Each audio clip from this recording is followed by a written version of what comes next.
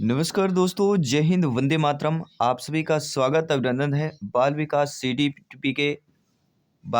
CDP child development and pedagogy के practice set practice paper number 15 by Jaiswal sir. इस practice paper में दोस्तों इस प्रैक्टिस सेट में टॉप 30 क्वेश्चन करेंगे जो आपके एग्जाम के जैसे संभावित प्रश्न रहेंगे। समस्त सीडीपी का निचोड़ लिया गया है, सिलेबस का निचोड़ लिया गया है। ये 30 प्रश्न आपके संभावित प्रश्न है। इसके पहले भी प्रैक्टिस सेट कर चुके हैं जिसका आई बटन पे यहाँ पे ऑलरेडी लिंक दे दिया गया है। प्रत्येक प्रत्येक मॉडल पेपर सभी के लिए फ्री ऑफ कॉस्ट है। तो चलिए देर न करते हुए क्लास को कंटिन्यू करते हैं और इस प्रैक्टिस सेट में 30 में से आपका फीडबैक क्या है, नीचे कमेंट बॉक्स में आपका फीडबैक जान लेते हैं, आपकी तैयारी को जांच लेते हैं। पहला प्रश्न स्क्रीन पर। बच्चे उसी वातावरण में सीख सकते हैं जहां उन्हें खेलने का मौका मिलता है, उनके अनुभव एवं भावनाओं को उचित स्थान मिलता है, उन्हें मित्र बनाने के मौके मिलते हैं या कड़ा अनुशासन होता है। तो दोस्तों बच्चे उसी वातावरण में सीख सकते हैं जहां बच्चों को उनके अनुभव और भावनाओं को उचित स्थान मिले, तो बच्चा उसी वातावरण में सीखते हैं, ढलते हैं। तो सेकंड ऑप्शन यहाँ पे सही हो जाएगा। आइए बात करते हैं आपके सेकंड प्रश्न की। सेकंड प्रश्न पूछा जा रहा है कि एक विद्यार्थी को अपने अध्यापक से समय की पाबंदी सीखता है। जी हाँ, एक विद्यार्थी है, बालक बालिका है, शिक्षार्थी स्टूडेंट है जो अपने अध्यापक से जो है समय की पाबंदी सीखता है। तो यह उदाहरण जो है प्रेक्षण अधिगम का होगा, वाचिक अधिगम का, कौशल अधिगम का या अधिगम अंतरण का हो जाएगा।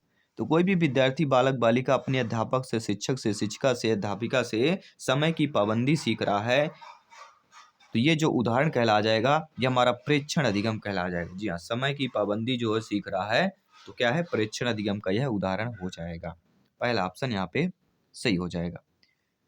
उसी के साथ ही आपका तीसरा प्रश्न, विद्यार्थियों में सीखने में जो रिक्तियां रह जाती हैं उनके निदान के बाद क्या करना चाहिए। जी हाँ, आप सभी लोग भावी अध्यापक अध्यापिका हैं, शिक्षा बंधु है। तो विद्यार्थियों में बालक बालिकाओं में जो बालक बालिक सीखते हैं कुछ कमियां रह जाती हैं, कुछ रिक्तियां रह जाती हैं, तो उनके निदान के बाद आपको क्या करना चाहिए, यानी उन कमियों को निदान करें फिर उसके बाद आपको क्या करना चाहिए। समुचित उपचारात्मक कार्य होना चाहिए, सघन अभ्यास कार्य होना चाहिए, सभी पाठों को व्यवस्थित रूप से दोहराना चाहिए या शिक्षार्थियों और अभिभावकों को उपलब्धि के बारे में बताना चाहिए। तो आप सभी लोग जानते हैं विद्यार्थियों के सीखने में जो रिक्तियां रह जाती हैं, कमी रह जाती हैं, उनके निदान के बाद समुचित उपचारात्मक कार्य होना चाहिए। निदान के बाद उपचारात्मक कार्य अवश्य आएगा, ये आपको ध्यान देना है। इसके बाद बात करेंगे आपके अगले प्रश्न की। अगला प्रश्न दिया गया है स्क्रीन पर ऑलरेडी। एक शिक्षक को बच्चे द्वारा की गई छोटी छोटी गलतियां पर क्रोध प्रकट करता है, तो यह क्या इंगित कर रहा है। आपकी नियुक्ति होती है, आप शिक्षक अध्यापक अध्यापिका बनते हैं, शिक्षिका बनते हैं, तो आप जो है अगर कोई छोटी गलती विद्यार्थी कर देता है, बालक बालिका, उस गलती पर क्रोध आप प्रकट करते हैं, चिल्लाते हैं, बड़बड़ाते हैं, उस पर डांटते हैं एक क्रोध की तरह। तो ये क्या इंगित कर रहा है, उनमें ज्ञान की कमी है, वह बच्चे का शुभचिंतक है, वह कुंठित है या वह संवेदनात्मक रूप से संतुलित नहीं है। तो यहाँ पे जो क्रोध शब्द दे दिया गया दोस्तों, गलती पर सब लोग प्रक्रिया करते हैं, लेकिन गलतियों पर जब क्रोध प्रकट हो रहा है तो कहीं ना कहीं संवेदनात्मक रूप से वह शिक्षक शिक्षिका संतुलित नहीं है। तो फोर्थ ऑप्शन यहाँ पे सही हो जाएगा। अगला प्रश्न है जो एनसीएफ से रिलेटेड है, नेशनल करिकुलम फ्रेमवर्क 2005। एनसीएफ 2005 के संबंध में निम्नलिखित में से कौन सा कथन जो है सही दिया गया है। 4 कथन आपकी स्क्रीन पर दिए गए हैं।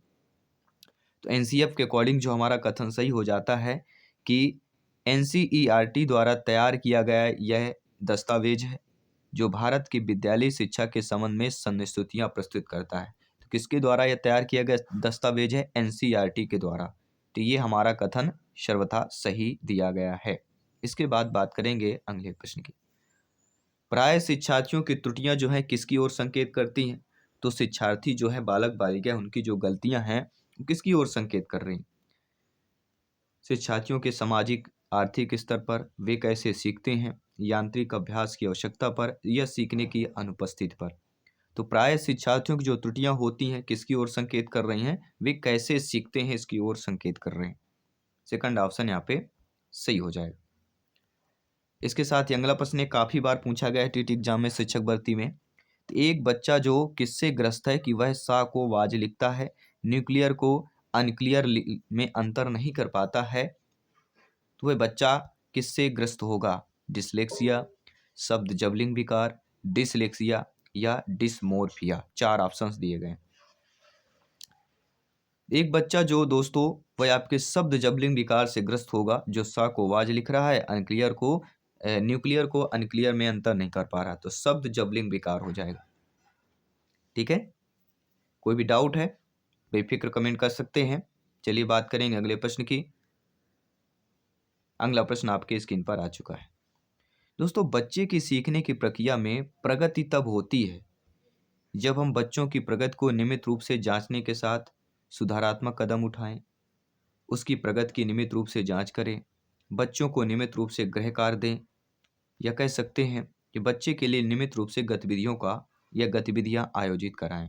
तो आप सभी लोग जानते हैं कि बच्चे की सीखने की प्रक्रिया में प्रगति तभी हो सकती है जब बच्चे की प्रगति को नियमित रूप से जांचने के साथ साथ सुधारात्मक कदम उठाएं।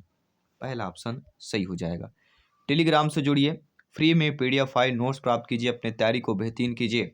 अगर नेट नहीं चल रहा है, इंटरनेट ख़त्म हो गया है, क्लास हम नहीं कर पा रहे हैं, तो कहीं ना कहीं आपको टेलीग्राम से जुड़कर फ्री में नोट्स पीडीएफ फाइल प्राप्त कीजिए। जब भी आपके समय हो आप लोग पीडीएफ फाइल ओपन करिए। ये प्रिपरेशन जो हम कर रहे हैं, ये सारी क्लासेज का आपको नोट्स पीडीएफ फाइल आपको टेलीग्राम पर मिल जाएगी। और टेलीग्राम ग्रुप सभी लोग जानते हैं जायसवाल कोचिंग सेंटर है, सर्च कर लीजिएगा, ग्रुप ज्वाइन कर लीजिएगा। मीडिया ऑप्शन को चयन करके पीडीएफ फाइल फ्री में 1000 से अधिक टीटी एग्जाम की पीडीएफ फाइल्स आपको मिल जाएंगे। जी हाँ दोस्तों, वो भी फ्री ऑफ कॉस्ट, क्योंकि राष्ट्र हित में टीटी फैमिली है, शिक्षकों का परिवार है, आपका अपना आवर टीचर्स फैमिली है।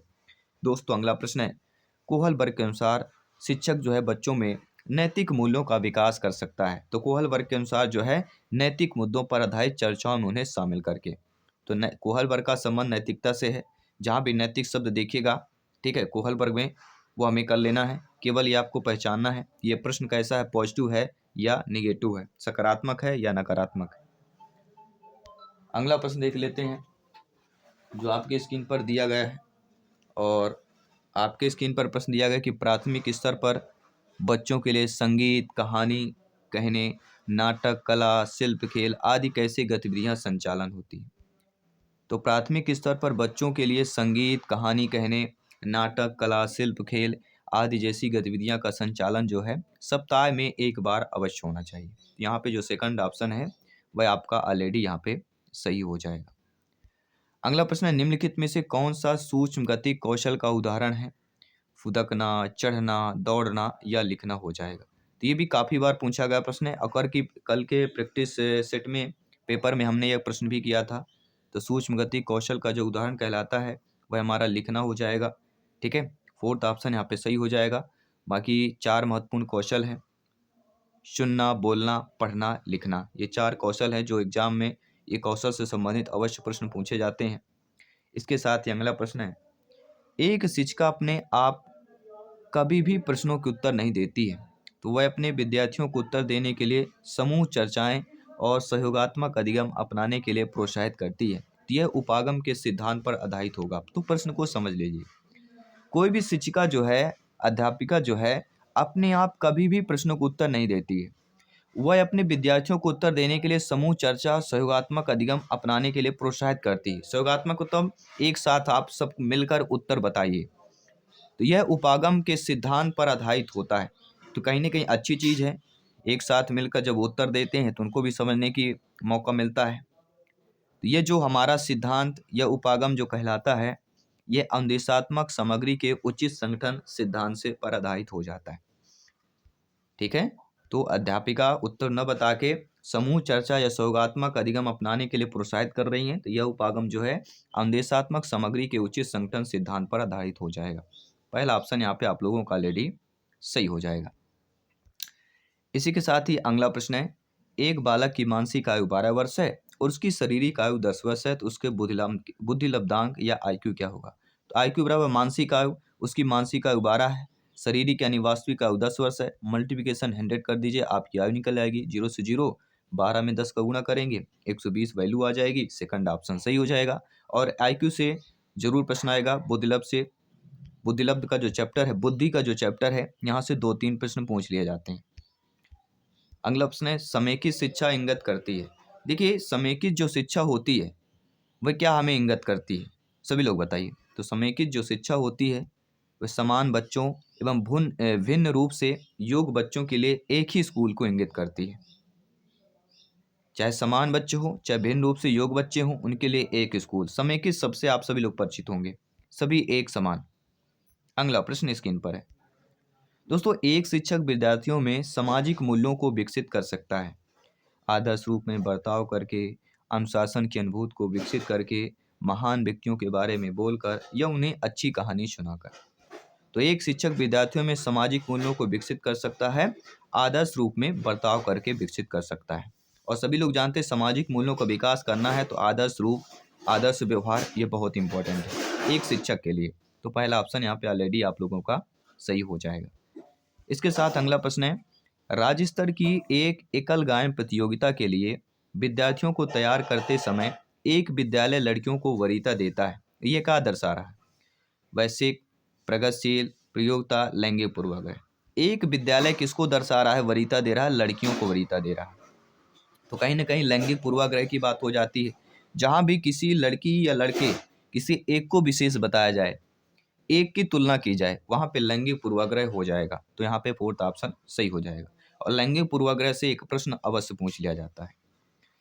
निम्नलिखित में से कौन सा विकास का सिद्धांत है? तो हम सभी लोग जानते हैं कि विकास, सभी की विकास दर एक समान नहीं होती, सबसे बड़ा पॉइंट है। जी हाँ, सभी तभी हमारे और आप में सभी आप देखेंगे आस पड़ोस, समाज, देश, राज्य, ठीक है, गांव, सभी में विभिन्नताएं कुछ न कुछ होंगे, क्योंकि सभी की विकास दर समान नहीं होती है। इसलिए थर्ड ऑप्शन जो है विकास का सिद्धांत से संबंधित दिया गया है। और ये गलत है कि विकास एक रेखी, हमेशा जो है एक रेखी होता है। विकास हमेशा निरंतर चलने वाली प्रक्रिया नहीं है, तो ये भी आपका निगेटिव हो जाता है। और विकास की सभी प्रक्रियाएं अंतः संबंधित नहीं है, तो ये भी आपका गलत है, क्योंकि विकास की जो क्रियाएं होती हैं वह आपका अंतः संबंधित होती हैं। और यहाँ पे ऑलरेडी दिया गया है कि नहीं होती, तो ये भी कथन हमारा सत्य नहीं दिया गया है। तो सत्य हमारा क्या दिया गया है कि सभी की विकास दर समान नहीं होती है। थर्ड ऑप्शन यहाँ पे हमें सही कर लेना है। इसके साथ अगला प्रश्न है यदि विद्यार्थी पाठ में रुचि ना लेते हुए क्या है प्रतीत हो, अर्थात समझ गए होंगे, यदि कोई बालक बालिका है वह पाठ में, बुक में पढ़ते समय रुचि ना लेते प्रतीत हो, तो शिक्षक को चाहिए कि वह क्या करें? शिक्षक को चाहिए कि वह शिक्षण विधि बदल दें। ऐसा क्यों हो सकता है? अगर विद्यार्थी में पाठ में रुचि नहीं ले रहा है, पाठ में ही रुचि नहीं ले रहा है, अब यहाँ पे पढ़ने की नहीं बात कर रहा है, पाठ की बात की रही, तो पाठ में रुचि नहीं ले रहा है या रुचि ना लेता हुआ प्रतीत हो रहा है, अनमन होके पढ़ रहा है, मन से नहीं पढ़ रहा है, तो शिक्षक को चाहिए शिक्षण विधि को आप बदल दें। सेकंड ऑप्शन सही हो जाएगा। आइए बात करते हैं आपके अगले प्रश्न की। अगला प्रश्न दिया गया कि व्यवहार का करना पक्ष में आता है, किस पक्ष में आता है? सीखने के भावनात्मक, सीखने के गतिक, सीखने के मनोवैज्ञानिक, सीखने के संज्ञानात्मक क्षेत्र की बात करेंगे। तो व्यवहार करना किस पक्ष में आता है, सभी नोट कर लीजिएगा। तो व्यवहार का करना जिस पक्ष में आता है वह हमारा होता है सीखने का गतिक क्षेत्र, क्योंकि करना शब्द एक होता है, क्या होता है, गति से संबंधित हो जाता है। तो सीखने का गतिक क्षेत्र से आपका यह पक्ष में आ जाएगा व्यवहार का करना। सेकंड ऑप्शन यहाँ पे सही कर लेना है। इसके साथ अगला प्रश्न है कि बच्चे के विकास के सिद्धांतों को समझना शिक्षक की सहायता करता है शिक्षार्थी के सामाजिक स्तर को पहचानने में, शिक्षार्थियों के भिन्न अधिगम शैलियों को प्रभावी रूप से संबोधित करने में, शिक्षार्थियों के आर्थिक पृष्ठभूमि को पहचानने में। तो बच्चे के विकास के सिद्धांतों को समझना शिक्षक की सहायता करता है शिक्षार्थियों के भिन्न अधिगम शैलियों को प्रभावी रूप से संबोधित करने में। सेकंड ऑप्शन यहाँ पे सही कर लेना है। 20 प्रश्न कंप्लीट कर चुके हैं, 10 प्रश्न आपके और बचे हुए हैं। शिक्षार्थियों के बीच अधिगम शैली में अंतर का कारण हो सकता है शिक्षार्थी द्वारा अपनाई गई विचारणा रीति, शिक्षार्थी की समाजीकरण प्रक्रिया, परिवार की आर्थिक स्थिति या बालक का लालन पालन। तो शिक्षार्थी बालक बालिकाओं के बीच अधिगम शैली में जो अंतर का कारण होता है वह होता शिक्षार्थियों द्वारा अपनाई गई विचारणा नीति जो होती है। उसके अकॉर्डिंग अधिगम शैली में अंतर का कारण होता है। तो जो विद्यार्थी द्वारा अपनाई गई विचारणा नीति होती है उसके अकॉर्डिंग ये होता है। अगला प्रश्न बहुत ही इंटरेस्टेड है, इस टॉपिक से प्रश्न अवश्य पूछा जाता है। कक्षा 1 में बच्चों में भाषा कौशल का विकास किस क्रम में होना चाहिए? अब कक्षा 1 का बच्चा है तो कहीं ना कहीं 4 से लेकर 6 साल के बीच बच्चा होगा। 4 से 5 साल अब ऑलरेडी हम कह सकते हैं। तो कक्षा 1 में बच्चों को भाषा कौशल का विकास जो है जिस क्रम में होना चाहिए, पहला सुनना, बोलना, पढ़ना, लिखना, ये विकास का क्रम है, भाषा कौशल के क्रम है। पहले सुनना, फिर बोलना, फिर पढ़ना, फिर लिखना। सेकंड ऑप्शन सही हो जाएगा। और हमने बताया था ये 4 कौशलों से 1 या 2 एग्जाम में अवश्य पूछ लिया जाता है। देखिए एक प्रश्न आज जरूर आता है, कभी कभी 2-3 ज़्यादा प्रश्न उस टॉपिक से पूछ लिए जाते हैं। ठीक है, ये एग्जामिनर जो पेपर बनाते हैं उन पर डिपेंड करता है कि किस टॉपिक से उनको ज़्यादा प्रश्न करता है। और 1-2 टॉपिक होते हैं जो अक्सर वो टॉपिक चेंज करते रहते हैं, उस टॉपिक से ज़्यादा प्रश्न क्रिएट करते हैं। अब ये हम तो नहीं तय कर सकते किस टॉपिक से आएगा, लेकिन सभी टॉपिक हमें पढ़ना जरूरी हो जाता है। तो मानव व्यक्तिगत जो परिणाम होता है वह किसका होता है? पालन पोषण और शिक्षा का, केवल अनुवांशिकता का, अनुवांशिकता और वातावरण की अंतःक्रिया का, या केवल वातावरण का? तो सभी लोग जानते हैं मानव व्यक्तिगत जो परिणाम होता है वह अनुवांशिकता और वातावरण की अंतःक्रिया का परिणाम होता है। थर्ड ऑप्शन यहाँ पे हमें सही कर लेना है। अगला प्रश्न है, कक्षा 1 और 2 के स्तर के जो बच्चे होते हैं उनमें मूर्त अनुभवों से शीघ्र सीखते हैं, अमूर्त अनुभवों से शीघ्र सीखते हैं, पढ़कर शीघ्र सीखते हैं, या लिखकर शीघ्र सीखते हैं? सभी नोट कर लीजिएगा। तो कक्षा 1 और 2 के स्तर के जो बच्चे होते हैं वह मूर्त अनुभवों से शीघ्र सीखते हैं। ठीक है, कक्षा 1 और 2 के जो स्तर के जो बच्चे होंगे वह मूर्त अनुभव से शीघ्र सीखते हैं, इसलिए हमें पहला ऑप्शन सही हो जाएगा। अगला प्रश्न है, शिक्षार्थी व्यक्तित्व भिन्नता प्रदर्शित करते हैं तो शिक्षक को क्या करना चाहिए? जी हाँ दोस्तों, अगर बालक बालिका व्यक्तित्व भिन्नता प्रदर्शित कर रहे हैं तो एक शिक्षक के रूप में, शिक्षिका के रूप में, अध्यापिका के रूप में क्या करना चाहिए? कठोर अनुशासन सुनिश्चित करना चाहिए, अधिगम की एक समान गति पर बल देना चाहिए, परीक्षाओं की संख्या बढ़ा देनी चाहिए, या सीखने के विविध अनुभवों को उपलब्ध कराना चाहिए? तो शिक्षार्थी व्यक्तित्व भिन्नता प्रदर्शित करते हैं, इसलिए शिक्षक को क्या करना चाहिए? सीखने के विविध अनुभवों को उपलब्ध कराना चाहिए। फोर्थ ऑप्शन यहाँ पे हमें ऑलरेडी सही कर लेना है।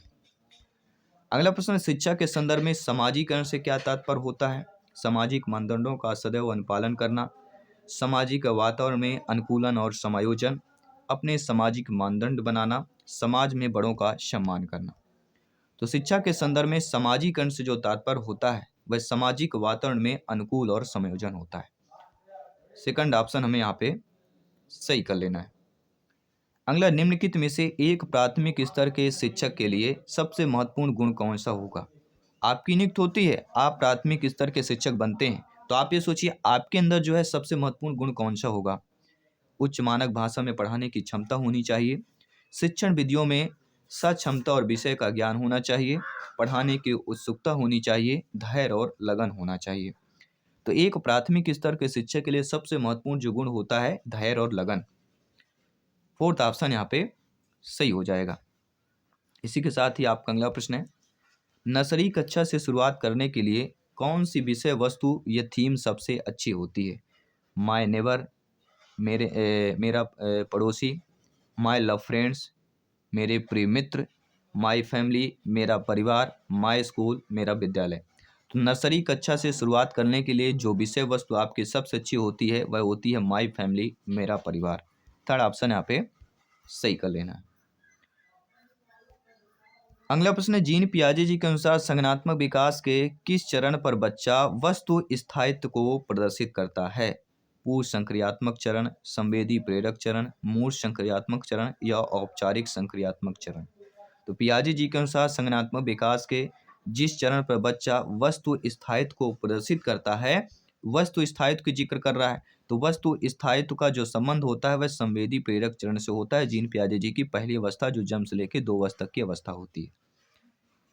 और सभी लोग जानते हैं पूर्व संवेदी में जन्म से लेकर 2 वर्ष तक होता है, पूर्व संक्रियात्मक 2 से 7 वर्ष होता है, मूल संक्रियात्मक 7 से लेकर 11 वर्ष तक होता है, और औपचारिक या अमूर्त संक्रियात्मक अवस्था 11 से 15 वर्ष तक होता है। ये 4 चरण हैं, 4 अवस्थाएं हैं अकॉर्डिंग टू जीन पियाजे जी के संज्ञानात्मक विकास की बात करते हैं। और रिस्पेक्टिव सेट का 30वां प्रश्न है, बच्चे खाली स्थान को अन्य सभी के द्वारा लिंग भूमिका ग्रहण करते हैं, ट्यूशन के द्वारा, मीडिया के द्वारा, समाजीकरण के द्वारा या संस्कृत के द्वारा। तो किसके छोड़कर अन्य सभी के द्वारा लिंग भूमिकाएं ग्रहण करते हैं, मानी किसके द्वारा लिंग भूमिका ग्रहण नहीं करते हैं, ये आपको कमेंट करके बताना है। या आप सभी के लिए मॉक क्वेश्चन के रूप में प्रश्न दिया जा रहा है। और टॉप 30 में आपने कितना स्कोर प्राप्त किया, फीडबैक किया, आपको कमेंट बॉक्स में अवश्य शेयर करना है, अपना स्कोर अवश्य शेयर करना है।